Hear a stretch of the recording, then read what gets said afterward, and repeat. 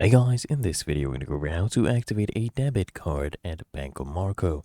Now, there's different ways. One is with the app, where you basically launch the app. You go to the key management section. You go ahead and click on debit card pin, clearing menu option.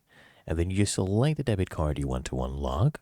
Okay, but for this you must have the security token activator first. And once you've unlocked your pin, you just visit a Banco ATM, right, within the next 24 hours to generate a new PIN.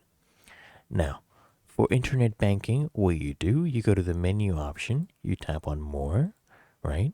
You go and click on password management, then go to debit card PIN whitening. Then you just select the debit card you want to unlock. You enter the token data.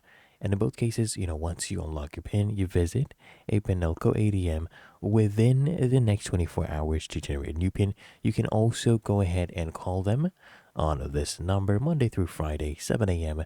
to 8 p.m. And you select option number 1. You'll be asked for your ID type, your number, and your customer service PIN. And if you are a Marco Selected client, you can call this number and you can get it done over the phone as well. Really that easy. If you found this video helpful, make sure you smash that like button and subscribe to the channel.